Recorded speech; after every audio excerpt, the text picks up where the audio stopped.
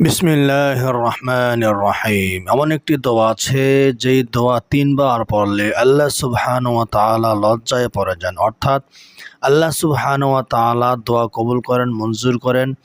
বান্দা যা চায় আল্লাহ তাআলা বান্দারা চাওয়া পাওয়া কবুল করেন, মঞ্জুর করিয়ে নেন। আমি যে দোয়াটি তিনবার পড়তে বলবো, এটি আমার বানানো দোয়া নয়। এটি হচ্ছে স্বয়ং বিশ্বনবী রহমতুল্লিল আলামিন জনাবে মুহাম্মদুর রাসূলুল্লাহ সাল্লাল্লাহু আলাইহি ওয়াসাল্লামের শিখানো দোয়া।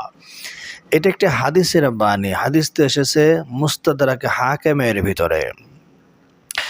দোয়া করার কিছু আদব আছে, কিছু নিয়ম নীতি রয়েছে। দোয়া করার আদব এবং নিয়ম নীতি ফলো করে দোয়া করলে আল্লাহ সুবহানাহু ওয়া তাআলা বান্দার যে কোনো দোয়াই কবুল করেন, মঞ্জুর করেন। কিন্তু আমরা দোয়া করে কিন্তু দোয়ার নিয়ম নীতি জানি না, দোয়ার সুন্নাত তরিকা জানি না, যার ফলে আমাদের অনেক দোয়াই কবুল হয় না। আর যে দোয়া কবুল হয় না সে দোয়া কিন্তু সব থেকে ফজিলত থেকে খালি নয়। আল্লাহ তাআলা বান্দার দোয়া তিনভাবে কবুল করেন। একটি হচ্ছে সে যেটা চায় আল্লাহ তাআলা সেটা নগদ তাকে দুনিয়াতেই দিয়ে দেন। আরেকটা হচ্ছে সে যেটা চেয়েছে আল্লাহ তাআলা তাকে সেটা না দিয়ে এর পরিবর্তে আরেকটা দান করেন। ৩ নম্বর পদ্ধতি হচ্ছে আল্লাহ তাআলা কিয়ামতের দিন বান্দাকে সব দিয়া বলবেন, হে বান্দা, এই যে পাহাড় পরিমাণ সব দেখো এগুলো সব তোমার। ওই বান্দা তখন বলবে, হে আল্লাহ, সব তো আমি অর্জন করি নাই। আল্লাহ তাআলা তখন বলবেন, তুমি দুনিয়াতে এই বিষয়ে দোয়া করেছিলে, সেই বিষয়ে দোয়া করেছিলে, এটা চেয়েছিলে, সেটা চেয়েছিলে, কিন্তু তোমাকে তা দেওয়া হয় নাই। তোমার সে যেটা দেওয়া হয় না সেটার ফজিলত, সেটার সব আমি সঞ্চিত করে এই কিয়ামতের জন্য রক্ষিত করে রেখেছি। তখন সে বান্দা যেই সবের প্রত্যাশা করে না, এরকম অপ্রত্যাশিত পাহাড় পরিমাণ সব দেখে সে ভীষণ আনন্দিত হবে আর আফসোস করে বলবে, হায়, দুনিয়াতে যদি আমার কোনো দোয়াই কবুল না হইতো তাহলে আজকে এই কিয়ামতের ময়দানে আমি অনেক ফজিলত পেয়ে যেতাম, যার দ্বারা আমার জান্নাতে যাওয়ার রাস্তা আরও অনেক বেশি সহজ হয়ে যেত। তাহলে মানুষ আল্লাহ পাকের কাছে যা কিছু চায় এর ফজিলত, এর পুরস্কার সে অবশ্যই পাবে। এখন আমরা জানবো দোয়ার কিছু আদব সম্পর্কে, নীতি সম্পর্কে, এবং যেই দোয়া তিনবার পড়লে আল্লাহ তাআলা দেওয়ার জন্য প্রস্তুত হয়ে যায় সে দোয়াটা আপনাদেরকে জানাবো। দোয়ার শুরুতে আপনাদেরকে কিবলামুখে মনোযোগ হয়ে বসতে হবে। দোয়া করার আগে সর্বপ্রথম শর্ত হচ্ছে আমার মন আল্লাহ তাআলার দিকে ধাবিত করতে হবে। ২ নম্বর হচ্ছে আমরা যখন হাত উঠাবো আমাদের হাত বুক বরাবর আকাশের দিকে থাকবে। অনেকে আছে দোয়া করার সময় হাত এইভাবে ছড়িয়ে রাখে, সরাইয়া রাখে। এইভাবে কিন্তু দোয়া করা আদব নয়, সুন্নাত তরিকা নয়। হাত এইভাবে বুক বরাবর আকাশের দিকে তুলে রাখতে হবে, ১ নম্বর। ২ নম্বর হচ্ছে দোয়া হাত যখন উঠাবো তখন বলতে হবে আলহামদুলিল্লাহ রাব্বিল আলামিন ওয়াসসালাতু ওয়াসসালামু আলা রাসূলিহিল কারীম। এই দোয়াটি পড়তে হবে। আমরা অনেকে আছি যখন হাত উঠাই তখন বলি আল্লাহুম্মা আমিন। এটা সুন্নাত তরিকা নয়। আল্লাহুম্মা আমিন অর্থ হচ্ছে আল্লাহ আপনি কবুল করেন। আমি এখন পর্যন্ত আল্লাহ পাকের কাছে কোনো কিছু চাইলাম না, না চেয়ে বললাম আল্লাহ আপনি কবুল করেন। এটা ঠিক নয়, এটা আদব নয়, এটা সুন্নাত তরিকা নয়। বরং যখন আপনি হাত উঠাবেন তখন বলবেন আলহামদুলিল্লাহ রাব্বিল আলামিন, যেটা নামাজের সূরা ফাতিহার প্রথম আয়াত, আলহামদুলিল্লাহ রাব্বিল আলামিন। এরপরে বলবেন ওয়াসসালাতু ওয়াসসালামু আলা রাসূলিহিল কারীম। এরপর ৩ বার পড়বেন যে দোয়াটা আমি এখন বলতে যাচ্ছি, সেটা ৩ বার পড়বেন, ইয়া আরহামার রাহিমিন, ইয়া আরহামার রাহিমিন, ইয়া আরহামার রাহিমিন। এটা ৩ বার পড়লে লাভ কি হবে? যখন কোনো বান্দা এটা ৩ বার পড়ে তখন একজন ফেরেশতা ঘোষণা করে দেয়, বান্দা, তুমি এই দোয়া ৩ বার পড়ার কারণে আল্লাহ তাআলা তোমার প্রতি মনোযোগী হয়েছেন, সুতরাং এখন তুমি যা চাবে আল্লাহ তাআলা কবুল করবেন। তুমি আল্লাহর কাছে চাইতে থাকো, আল্লাহ তাআলা তোমাকে দিতে থাকবেন। এজন্য যখন আমরা দোয়া করব আমরা ইয়া আরহামার রাহিমিন ৩ বার পড়ব। ৩ বার পড়ার পরে এরপর আমরা নিজেদের অপরাধের কথা, পাপের কথা স্বীকার করবো, হে আল্লাহ, তুমি আমাদেরকে কত নিয়ামত দিয়েছো, হাত দিয়েছো, পা দিয়েছো, চোখ, সব কিছু সুস্থ রেখেছো, ভালো রেখেছো, কিন্তু আমি কি করতেছি? আমি তো কত গুনাহ করেছি, কত পাপ করেছি, হাতের গুনাহ, পায়ের গুনাহ, চোখের গুনাহ, কলবের গুনাহ, সব রকমের গুনাহ আমার দ্বারা হয়ে গেছে। আর আমি জানি, আমি বিশ্বাস করি আমার এই গুনাহ তুমি ছাড়া কেউ ক্ষমা করতে পারবে না। আল্লাহ তাআলা তখন বান্দার গুনাহ ক্ষমা করিয়ে দেন। একটা হাদিসের ভিতরে এসেছে যে একটা হাদিসের ভিতরে এসেছে, একবার রাসূলুল্লাহ সাল্লাল্লাহু আলাইহি সাল্লাম ঘোড়ায় উঠলেন, ঘোড়ায় উঠে একটা দোয়া পড়লেন। ওই দোয়া পড়ার পরে রাসূল সাল্লাল্লাহু আলাইহি সাল্লাম হাসে দিলেন। রাসূল সাল্লাল্লাহু আলাইহি সাল্লামের সাথে একজন সাহাবী ছিলেন, তিনি বললেন, ইয়া রাসূলুল্লাহ, আপনি কেন হাসলেন? তখন রাসূলুল্লাহ সাল্লাল্লাহু আলাইহি সাল্লাম বললেন, আমি একটা দোয়া পড়েছি, এই দোয়া পড়ার সময় আল্লাহ তাআলা হেসে দিয়েছেন। কোন শব্দ শোনার সময় হাসছেন? আমরা যে নামাজে শেষে দুরূদ ইব্রাহিমের পরে যে একটা দোয়া পড়ি, ওই দোয়ার একটা অংশ আছে, অংশ যখন পড়া তখন আল্লাহ তাআলা হাসেন। দোয়াটি হলো, আল্লাহুম্মা ইন্নী যালামতু নাফসি, হে আল্লাহ, আমি অনেক জুলুম করেছি নিজের নফসের উপরে, ওয়ালা ইয়াগফিরুয যুনুবা, আমার এই জুলুম, এই অন্যায়, এই পাপ, এই অপরাধ কেউ ক্ষমা করতে পারবে না ইল্লা আনতা, একমাত্র আপনিই পারবেন। যখন বান্দা বলে, হে আল্লাহ, আমার পাপ কেউ ক্ষমা করতে পারবে না, একমাত্র আপনিই পারবেন, যখন এই কথা তখন বলে, আল্লাহ তাআলা তখন হেসে দেয়, আল্লাহ তাআলা তখন খুশি হয়। আল্লাহ তাআলা তখন বোঝে, জানে যে বান্দা জানে যে তার একজন রব আছে, সেই রব ছাড়া কেউ তার গুনাহ ক্ষমা করতে পারে না, একমাত্র আল্লাহকে গুনাহ ক্ষমাকারী হিসাবে সে জানে। কোনো মূর্তি, কোনো প্রতিমা, কোনো ভাস্কর্য, কোনো কাউকে সে গুনাহ ক্ষমাকারী বলে বিশ্বাস করে না। একমাত্র আল্লাহকে যখন গুনাহ ক্ষমাকারী বলে ঘোষণা দেয়, মুখ দ্বারা স্বীকৃতি দেয়, আল্লাহ তাআলা তখন হাসেন।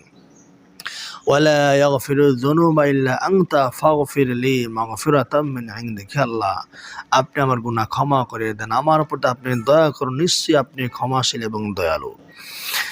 তাহলে যখন ইয়া আরহামার রাহিমিন 3 বার পড়বেন, এরপর নিজের গুনাহের কথা আল্লাহর কাছে স্বীকার করে গুনাহ থেকে মাফ চাইবেন, আল্লাহ তাআলা গুনাহ ক্ষমা করবেন ইনশাআল্লাহ। দোয়া করার সময় আরেকটি বিষয় আমাদের খেয়াল রাখতে হবে যে রাসূলুল্লাহ সাল্লাল্লাহু আলাইহি সাল্লাম বলেছেন, উদউল্লাহ ওয়া আনতুম মুকিনুনা বিল ইজাবা, তোমরা দোয়া কবুল হওয়ার নিশ্চয়তা নিয়ে দোয়া করবে। তার মানে আমি দোয়া করলে আল্লাহ তাআলা কবুল করবেনই করবেন, কোনো সন্দেহ নেই। এরকম বিশ্বাস, দৃঢ় বিশ্বাস রাখতে হবে আল্লাহ সুবহানাহু ওয়া তাআলার উপরে, তবে আল্লাহ তাআলা আমাদের দোয়া কবুল করবেন, মঞ্জুর করবেন। যদি আমাদের বিশ্বাসের মধ্যে দুর্বলতা থাকে, আমাদের বিশ্বাসের মধ্যে ত্রুটি থাকে, তাহলে আল্লাহ তাআলা সে দোয়া কিছুতেই কবুল করবেন না। আমরা তো সবাই আল্লাহকে ডাকি, আল্লাহর কথা স্মরণ করি, কিন্তু কয়জন আল্লাহকে পরিপূর্ণরূপে বিশ্বাস করি যে আল্লাহ তাআলা আমাকে দিতে পারবেন, তার দেওয়ার ক্ষমতা আছে। এটা আমরা মুখ দ্বারা অনেকে বলে, কিন্তু অন্তর দ্বারা কয়জনে স্বীকার করো? অন্তর দ্বারা স্বীকার করা তখন বোঝা যাবে আপনি প্রচণ্ড বিপদের মধ্যে পড়ে গেছেন। আপনার ওই সময় আল্লাহকে যারা বিশ্বাস করতে পারে, সুখে যেমন, বিপদের সময় আল্লাহকে যেমন বিশ্বাস করে ডাকে, সুখের সময় যদি আল্লাহকে এরকম বিশ্বাস রেখে ডাকতে পারে, আল্লাহ তাআলা বান্দার দোয়া কবুল করবেন, মঞ্জুর করবেন ইনশাআল্লাহুল আজিজ। তাহলে যেটা বললাম, ইয়া আরহামার রাহিমিন, ইয়া আরহামার রাহিমিন, ইয়া আরহামার রাহিম 3 বার পড়বেন।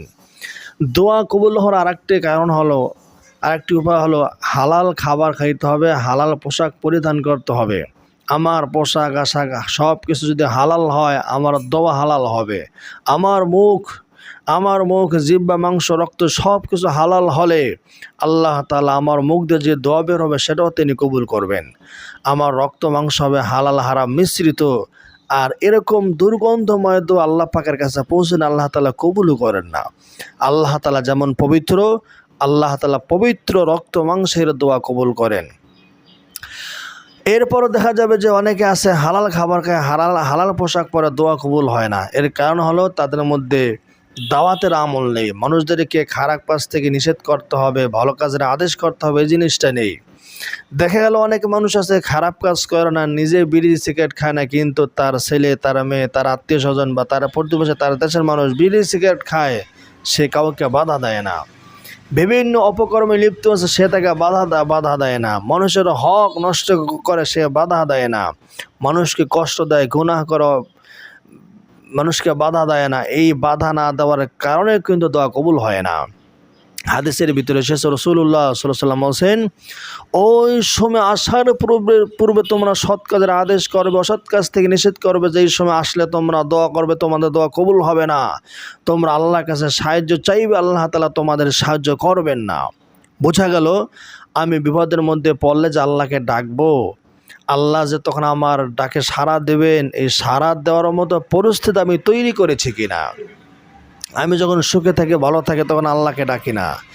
কেউ অপরাধ করলে আমরা সেটা বাধা দেই না, কেউ খারাপ কাজ করলে আমরা সেটা প্রতিহত করি না, ভালো কাজের আদর্শ করি না, শুধু নিজেকে নিয়েই ব্যস্ত থাকি। এরকম মানুষের দোয়া আল্লাহ তাআলা কবুল করেন না। যে স্বার্থপর হয়, সে যে স্বার্থপর হয়, যদি শুধু নিজেরটাই বোঝে পরেরটা বোঝে না, আল্লাহ তাআলা এই স্বার্থপর দোয়া কবুল করেন না। এই যে দোয়া কবুল না হওয়ার যে কারণগুলো বললাম, এই কারণগুলো আপনার থেকে দূর করতে হবে।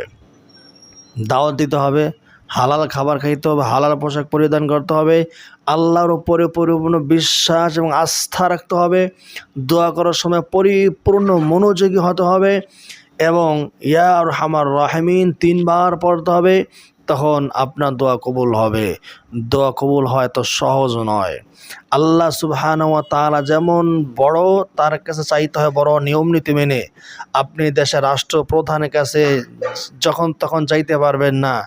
আপনি যদি একটা মানুষের কাছে যখন তখন চাইতে না পারেন, তাহলে আল্লাহ পাকের কাছ থেকে আপনি কিভাবে নেবেন আপনি আশা করতে পারেন? আল্লাহ পাকের কাছ থেকে পাইতে হলে নিয়ম নীতি মেনেই আপনাকে আল্লাহর কাছে চাইতে হবে, তবেই আল্লাহ তাআলা আপনাকে আমাকে দান করবেন। যদি নিয়ম নীতি না মানি, শুধু চাইতেই থাকবো মাসের পর মাস, বছরের পর বছর, যুগের পর যুগ, কিন্তু কিছুই পাবো না, আর মন খারাপ করবো। আল্লাহর কাছে তো চাই, আল্লাহ তাআলা কবুল করেন না। আল্লাহ তাআলা কবুল করবেন কিভাবে? আমি কি কবুল করার মতো পদ্ধতি অবলম্বন করেছি? এক ব্যক্তি, রাসূল সাল্লাল্লাহু আলাইহি ওয়াসাল্লাম বলেন, এক ব্যক্তি অনেক দূর দূরান্ত থেকে সফর করে কাবা ঘরের কাছে গিয়ে 2টা হাত আসমানের দিকে উঠিয়ে বলছি, ইয়া রব্বি, ইয়া রব্বি, আল্লাহ আমাকে দেন, আমার দোয়া কবুল করেন, আমার রিজিকের অভাব দূর করেন, আমার গুনাহ মাফ করেন, আমার পেরেশানি দূর করে দেন, আমার মনে শান্তি দান করেন। নবীজি বলেন, আন্না ইউস্তাজাবু লিযালিক, এই ব্যক্তির দোয়া কিভাবে কবুল হতে পারে?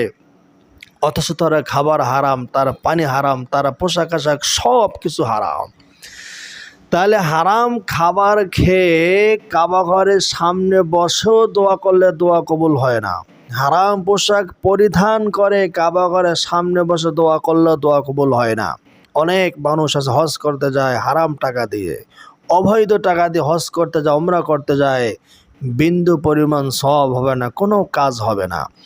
আরেকজনের টাকা পয়সা মেরে, সুদ খেয়ে, ঘুষ খেয়ে মানুষের সম্পদ লুণ্ঠন করে সেই টাকা দিয়ে আমি হজ করতে যাবো আর আল্লাহকে পাবো, এত সহজ না। বান্দার হক আগে পরিশোধ করতে হবে, বান্দার পাওনা লেনদেন পরিশোধ করতে হবে। একমাত্র হালাল টাকা দিয়ে আমাকে হজ করতে হবে, উমরা করতে হবে। সে হজ আর উমরা আল্লাহ তাআলা কবুল করবেন। নতুবা হারাম সম্পদ দিয়ে হজ উমরা করলে সব তো হবেই না, বরং আমার উল্টার গুনাহ হবে। কারণ নেকের কাজ আমি নেকভাবে করে নাই, অবৈধভাবে করেছি। যেই কাজ যেইভাবে করতে হয় ওইভাবে করলে পুরস্কার পাওয়া যায়, সেই কাজটা যদি আমি উল্টোভাবে করি আমার তো পুরস্কার হবে না। কাজ যেইভাবে করতে হয় ওইভাবে করতে হয়, তাহলে কাজের গতি বাড়ে। যদি আমি উল্টাপাল্টা কাজ করি মানুষের ধমক খাইতে হয়। নিজের কাজও যদি ভালোভাবে না করে মানুষ আমাকে বকা দেয়, কিভাবে কাজ করে? তাহলে নেকের কাজ, সবের কাজ, ইসলামের কাজ, ভালো কাজ, ইবাদত বন্দেগী, দোয়া দরুদ যা কিছু আছে সব কিছু সুনির্ধারিত নিয়মে করতে হবে। যদি নির্ধারিত নিয়মের বাইরে গিয়ে আমরা করি, তাহলে আমাদের আমল করবে ঠিকই, কাজ করবে ঠিকই, কিন্তু আমলের ফজিলত, আমলের পুরস্কার পাওয়া যাবে না। দোয়া হচ্ছে সব থেকে গুরুত্বপূর্ণ ইবাদত।